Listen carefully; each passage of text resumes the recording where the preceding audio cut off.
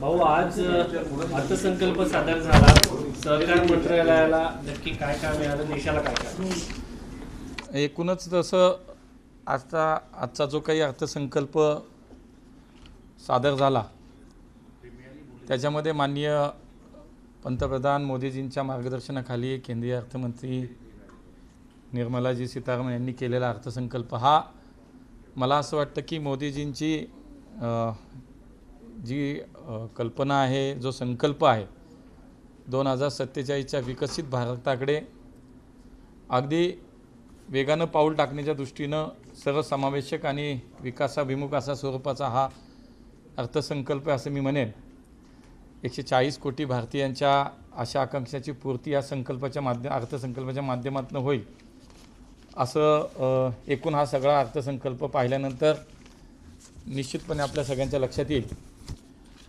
एकूण दोन गोष्टी मला या ठिकाणी सांगायच्या. एक तर सहकार खातं असेल किंवा सिव्हिल एव्हिएशन असेल आणि त्यानंतर महाराष्ट्र राज्यात जिथून मी येतो त्या राज्यामध्ये जी काय तरतूद या अर्थसंकल्पामध्ये दिसते ती आपल्यासमोर या ठिकाणी निश्चितपणे मी सांगेल. मी ज्या शहराचं प्रतिनिधित्व करतो त्या शहरासाठी काय निधी हाही विषय मला निश्चितपणे आज आपल्यासमोर मांडायचा आहे. मला असं वाटतं की एकूण जर ओव्हरऑल बजेट पाहिलं तर महिला असेल, युवक असेल, शेतकरी असतील, विशेषतः आदिवासी क्षेत्रामध्ये सुद्धा चांगल्या पद्धतीनं पुढच्या काळात विकासाचं काम होण्यासाठी म्हणून प्राधान्य दिलेला दिसतो आहे. MSME असेल, स्टार्टअप असेल, किंबहुना स्किल डेव्हलपमेंट या सगळ्यावरती एक फोकस या बजेटचा आपल्याला दिसतो. प्रधानमंत्री आवास योजनेचा 3 कोटी घरांचा संकल्प आहे. युवकांच्यासाठी म्हणून 1 कोटी इंटर्नशिप असेल, 1.5 लाख कोटी रुपयाची तरतूद यासाठी दिसते आहे. इंडस्ट्रीसाठी 100 इंडस्ट्रीयल पार्क्स 100 शहरामध्ये देशात केले जाणार आहेत. असं मला वाटतं की या दृष्टीनं कस्टम ड्युटीमध्ये सवलत आहे, कॅन्सरची औषधं स्वस्त झाली. मला असं वाटतं की ह्या सगळ्या गोष्टी पाहता सर्वसामान्य माणसाचा विचार याच्यामध्ये झालेला दिसतो आहे. एकूण सहकार म्हणून मी जेव्हा याच्याकडे पाहतो किंवा जी काही आजच सादर झालेला अर्थसंकल्प आणि कमी वेळेमध्ये जे काही मी माहिती मला त्याच्यातनं काढता आली, अजून त्याचा डिटेल थोडासा अभ्यास निश्चितपणे करायला वेळ लागणारच एक दिवस. त्यामुळे सहकार आणि कृषी क्षेत्रासाठी या बजेटमध्ये जवळपास 1.5 लाख कोटी रुपयांची तरतूद झालेली आपल्याला पाहायला मिळते. ही सहकार क्षेत्रासाठी एक मोठी तरतूद आहे. लवकरच माननीय मोदीजींच्या नेतृत्वाखाली माननीय अमितभाई या सहकारचं धोरण, देशाच्या सहकाराचं धोरण लवकर जाहीर करतील आणि या सहकार धोरणामध्ये निश्चितपणे पुढच्या काळात ग्रामीण अर्थव्यवस्था आणि रोजगार निर्मितीचं मोठ्या प्रमाणात निश्चितपणे वाढ होईल असा विश्वास आम्हाला वाटतो. त्यामुळे एक मोठी तरतूद या क्षेत्राची आज दिसते आहे. सिव्हिल एव्हिएशनच्या विषयामध्ये सुद्धा देशात नवीन एअरपोर्ट्स पुढच्या काळामध्ये जी होतील त्यासाठी जवळजवळ 20 ते 25 एअरपोर्ट्स या देशामध्ये होतील. खाजगी कंपन्यांच्या स्ट्रक्चरमध्ये सुधारणा आल्याने विमा कंपनीला निश्चितपणे याचा लाभ पुढच्या काळात या बजेटचा होईल. इम्पोर्ट एक्सपोर्टबद्दलच्या तरतुदीमुळे विमान पार्ट्स जे काही किंवा यंत्रे भारतात आणणे या अर्थसंकल्पातील तरतुदीमुळे सोपे होतील. एअरक्राफ्ट ॲक्ट 1934मध्ये सुधारणा करून नवे वायुयान विधेयक आता निश्चितपणे येईल. मला असं वाटतं की ह्या सगळ्या गोष्टी करत असताना सर्वसामान्य माणसाचा विचारसुद्धा याच्यामध्ये झालेला दिसतो आहे. आधी 6 लाख रुपयापर्यंतच्या उत्पन्न मर्यादेला 5% जो काही इन्कम टॅक्स होता तो आता जवळपास त्याचं उत्पन्नाची मर्यादा 6 ची 7 लाख आत्ता झाली. आधी 2.5 लाखापासून उत्पन्न असेल तर इन्कम टॅक्स सुरू झाला, ती मर्यादा आता 3 लाखावरती गेली आहे. स्टँडर्ड डिडक्शन जवळपास 50,000 रुपयावरून 75,000 रुपयापर्यंत गेल्यामुळे जवळपास 4,000 कोटी नोकरदारांना देशभरामध्ये याचा आता फायदा होईल. एंजल टॅक्स रद्द केला, त्यामुळे स्टार्टअप्सला याचा निश्चितपणे पुढच्या काळामध्ये फायदा होऊ शकतो. मला असं वाटतं की महाराष्ट्र म्हणून मी दुपारपासून काही आंदोलनं, काही बाईट्स, काही स्टेटमेंट्स मी महाविकास आघाडीच्या नेत्यांची पाहतो आहे आणि त्यांनी असं म्हटलं की महाराष्ट्राला काहीच दिलं नाही आणि केवळ देशातील 2 राज्यांनाच निधी या ठिकाणी दिला. मला असं वाटतं की बजेट मांडतानाचं भाषणामध्ये 2 राज्यांच्या नावाचा उल्लेख झाला म्हणून हे बजेट काय 2 राज्यांचं होत नाही. मी तुम्हाला साधे आकडे फक्त या ठिकाणी सांगेन, एकदम साधे आकडे मी तुम्हाला सांगतो की मगाशी माझा इथे एक कागद आहे, एकूण वेगवेगळ्या क्षेत्रासाठी जे बजेटची तरतूद झालेली आहे ती जर आपण पाहिली तर बघा की हा काही केवळ राज्यांसाठी दिलेला निधी नाही आहे. आज जर मी ते पुन्हा त्या मुद्द्यावरती येतो, तो कागद नाही तर महाराष्ट्र म्हणून जर जे सांगितलं गेलं याच्यामध्ये बघा, आता मगाशी असं म्हटलं की आमच्या नेत्यांनी बऱ्याच राज्यातले असं सांगितलं की हे बजेट आंध्र प्रदेश आणि केवळ याच्यासाठी दिलं बिहार. तर बघा देशातलं आजचं जे बजेट माननीय अर्थमंत्र्यांनी मांडलं त्याच्यात ग्रामविकाससाठी 2,65,000 कोटीची तरतूद आहे. आज कृषी विभागासाठी 1.5 लाख कोटीची तरतूद आहे. शिक्षणासाठी 1.25 लाख कोटी आहे. IT साठी 1,16,000 कोटी आहेत. आरोग्यासाठी 90,000 कोटी आहे. आता ही तर तरतूद पाहिली, ही काय कुठल्या एका राज्यासाठी नाही, ही देशासाठी म्हणून आहे. देशातल्या प्रत्येक राज्यामध्ये या तरतुदीतनं कामं होणार आहेत, त्या ठिकाणी याचा फायदा होणार आहे. दुसरी गोष्ट मला असं वाटतं की महाराष्ट्रासाठी काही दिलं नाही. आता काय दिलं ते मी वाचणार आहे आणि त्यानंतर मी आपल्याला सांगेन की खऱ्या अर्थानं हे किती खोटं नॅरेटिव्ह सेट करण्याचा प्रयत्न या निवडणुकीच्या पार्श्वभूमीवर करतायत. बघा, विदर्भ मराठवाडा सिंचन प्रकल्पासाठी जवळपास 600 कोटीची तरतूद या अर्थसंकल्पामध्ये दिसते आहे. महाराष्ट्र ग्रामीण रस्ते सुधारसाठी 400 कोटीची तरतूद याच्यामध्ये आहे. इकॉनॉमिक कॉरिडॉरसाठी 466 कोटी आहेत. पर्यावरणपूरक कृषी प्रकल्प 598 कोटी आहेत. मुंबई अर्बन ट्रान्सपोर्ट प्रोजेक्टसाठी 908 कोटी रुपये आहेत. मुंबई मेट्रोसाठी 1,087 कोटी आहेत.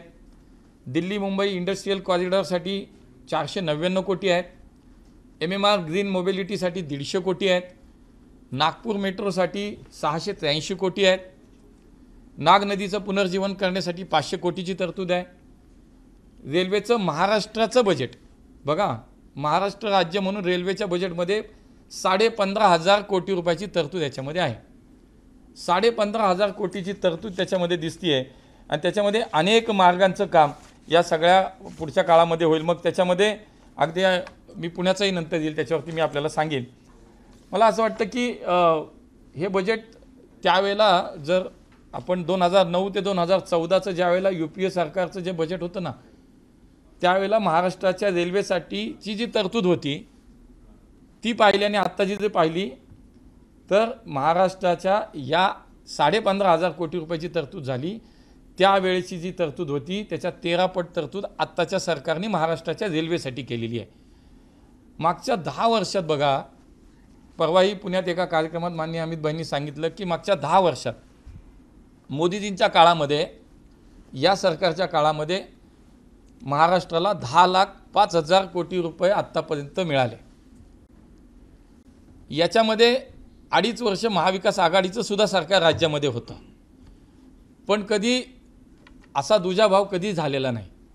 आणि म्हणून मला असं वाटतं की केवळ आगामी विधानसभेच्या निवडणूक आणि त्याच्या तोंडावरती केवळ राजकीय या सगळ्या गोष्टीचा जर आपण विचार केला तर मला असं वाटतं की हे सगळं दिसतंय. अजून आकडे येतात, अभ्यास एक उद्याच्या दिवसाभरात अजून त्याच्यामध्ये काय काय कामं ही महाराष्ट्रासाठी आली आहेत. मगाशी मी इन्कम टॅक्सच्या विषयात 4 कोटी करदात्यांना फायदा मिळाला, चुकून 4,000 कोटी बोललो. 4 कोटी करदात्यांना इन्कम टॅक्सचा फायदा, मी मगाशी जे म्हणालो नोकरदारांचा.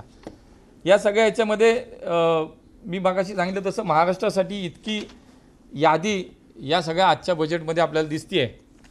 पुणे म्हणून ज्यावेळेला मी त्या शहराचं प्रतिनिधित्व करतो तेव्हा पुण्यासाठी म्हणून मी निश्चितपणे माननीय मोदीजींना, माननीय अर्थमंत्र्यांना धन्यवाद देईन की पुणे मेट्रोसाठी, पुणे मेट्रोच्या विस्तारीकरणाला वेग यावा म्हणून 814 कोटी रुपयाची तरतूद पुण्याच्या मेट्रोसाठी केली आहे. मुळा-मुठा नद्यांचं जे आमचं आत्ता संवर्धन चालू आहे, तो जो प्रकल्प चालू आहे त्याला 690 कोटी रुपयाचं आज तरतूद या ठिकाणी दिसते आहे. पुण्यामध्ये MSME असेल, स्टार्टअपचे हब आहे. या MSME आणि स्टार्टअपच्या तरतुदीसाठी सुद्धा पुण्यातील युवकांना खूप महत्त्वाचे आहे. त्याच्यामध्ये निश्चित आम्ही त्याचा फायदा करून घेऊ. देशात 1,000 इंडस्ट्रियल ट्रेनिंग संस्था उभारण्यात येणार, त्यातून निघणारे मनुष्यबळ हे पुण्याला निश्चितपणे उपयोग होईल. पुण्याच्या बजेटमध्ये विद्यार्थ्यांशी संबंधित जे विषय आहेत त्यासाठी सुद्धा आम्हाला इंटर्नशिप असतील, ही सवलती आहे, त्याच्यासाठी सुद्धा महत्त्वाचे आहेत. पुण्यात अनेक संस्था आहेत ज्या देशपातळीवरती काम करतात. त्याच्यामध्ये FTI आहे, IITM आहे, नॅचरोपॅथी संस्था आहे, आगरकर संस्था, यांना देखील या बजेटमध्ये निधीची तरतूद केली गेलेली आहे. देशभरातील जवळपास 30 लाखावरील लोकसंख्येच्या शहरांना एक विशेष निधी देण्याचं आज माननीय अर्थमंत्र्यांनी घोषित केलं. त्यामुळे पुणे हे 30 लाख लोकसंख्या असलेली शहर आहे. जवळपास 60 ते 70 लाखावरती आज आम्ही गेलो. त्यामुळे त्याही माध्यमातून त्याही योजनेतून आम्हाला निश्चितपणे पुण्याचं काम करता येईल. मी मागाशी म्हणालो तसं रेल्वेच्या माध्यमातून आज जवळपास 15,000 कोटी रुपये महाराष्ट्राला दिले गेले. त्याच्यामध्ये पुणे ते मिरज, पुणे ते दौंड, पुणे ते नगर आणि पुणे ते नाशिक या रेल्वे मार्गाचा सुद्धा त्याच्यामध्ये आज आपल्याला समावेश झालेला आम्हाला पाहायला मिळतो आहे. आणि त्यामुळे एकूणच मला असं वाटतं की देशाचं म्हणून 2047 एक विकसित भारताच्या दिशेनं वेगानं प्रवास करता येण्यासाठीचं म्हणून हा अर्थसंकल्प पाहता येईल. महाराष्ट्राला निश्चितपणे या निमित्तानं एक चांगला न्याय देण्याचा प्रयत्न या अर्थसंकल्पातनं झाला आहे. मुंबई असेल, पुणे असेल, या अनेक शहरांना मेट्रोसाठीचा एक चांगल्या प्रकारचा मेट्रोसाठी म्हणून निधीसुद्धा मिळाला आहे. तेव्हा मी मगाशी म्हणाल तसंच आहे की राजकारणासाठी शेवटी विरोधक त्या दृष्टीनं त्यांच्या पद्धतीनं बोलणारच आहेत. पण महाराष्ट्र म्हणून भाषणामध्ये 2 राज्यांचा उल्लेख आला म्हणून हे बजेट हे 2 राज्यांचं नाही, हे देशाचं आहे. मी एकूण आकडेवारीसुद्धा या ठिकाणी सांगितली की देशात वेगवेगळ्या सेक्टरसाठी किती पैशाची उपलब्धता झाली आणि त्याच्यामध्ये देशासाठी आहे. आणि म्हणून मला असं वाटतं की एक चांगला अर्थसंकल्प निश्चितपणे पुढच्या विकासाला गती देणारा ठरेल असा विश्वास वाटतो. कुठेतरी विरोधकांनी एक प्रकारची मॅच्युरिटी दाखवण्याची गरज आहे असं तुम्हाला वाटतं का?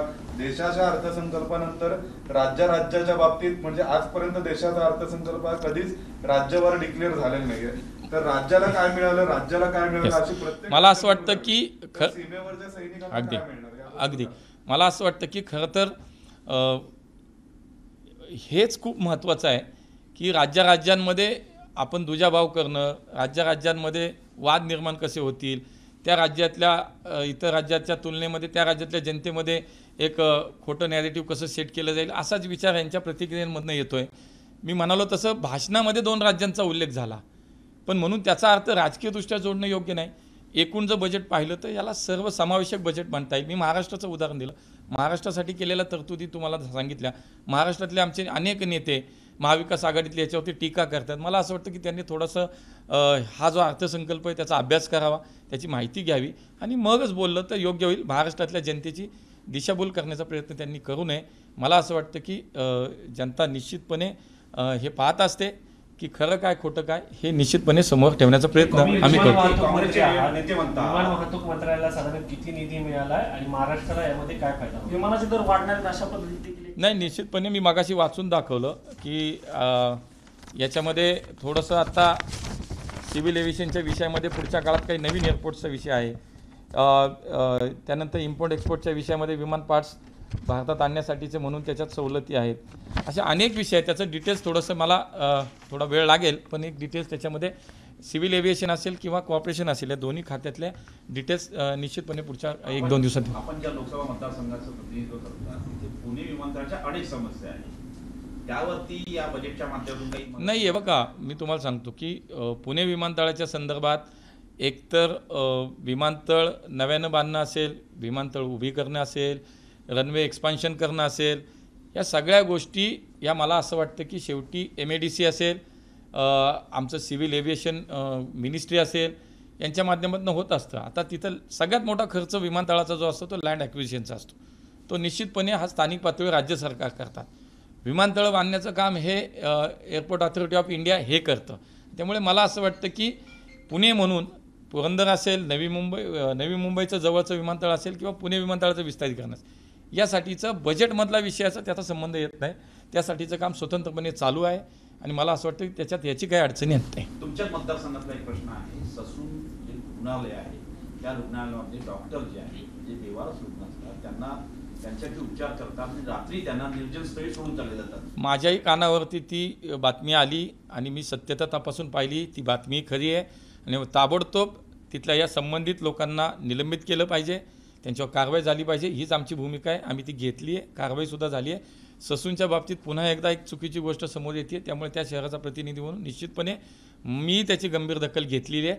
त्यामुळे ससूनमधला कारभार हा पुढच्या काळामध्ये सुरळीत चालला पाहिजे. तिथे अशा काही घटना घडणार नाही याची काळजी आम्ही घेणार आहोत. त्यामुळे या घटनेमध्ये एकालाही पाठीशी घातलं जाणार नाही. चुकीचा जो कोणी असेल त्याला शिक्षा नक्की करणार. अनेक वर्षापासून जे अधिकारी आहेत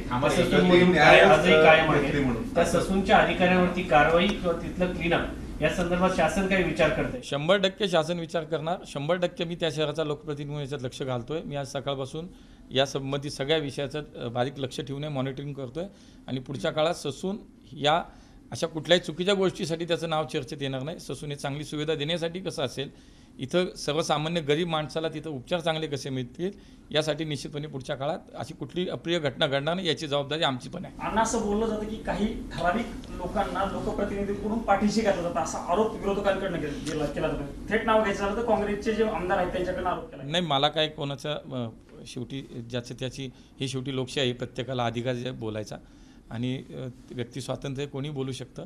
पण मला असं वाटतं ह्याच्यात राजकारण आणण्याचं कारण नाही. तिथली यंत्रणा चुकीची आहे, तिथला माणूस चुकतोय, तिथल्या माणसांनी चूक केली आहे. 100% त्याला दुरुस्त केल्याशिवाय आम्ही राहणार नाही, शिक्षा झाल्याशिवाय राहणार नाही. तर मला वाटतं हा राजकारणाच्या सोडून हा विषय आहे, पण केवळ राजकारण म्हणून नाही, पण एक जबाबदारी म्हणून. आणि आम्ही त्या शहराचा मी प्रतिनिधी म्हणून माझीसुद्धा ती जबाबदारी ती निश्चितपणे मी स्वीकारणार. सर, बजेटच्या बाबतीमध्ये काही ज्या चांगल्या गोष्टी झाल्या त्या बाबतीत सुप्रिया सुळेंनी असं प्रतिक्रिया दिली आहे की न्याय हे जे पत्र होतं काँग्रेसच्या मॅनिफेस्टोतून या गोष्टी केल्यात, म्हणजे चांगल्या गोष्टी झाल्या तर त्याचं श्रेय कुठेतरी विरोधी पक्ष स्वतःच्या मॅनिफेस्टोकडे घेतो आणि वाईट गोष्टीचं शेवटी विरोधकांचं ते काम आहे.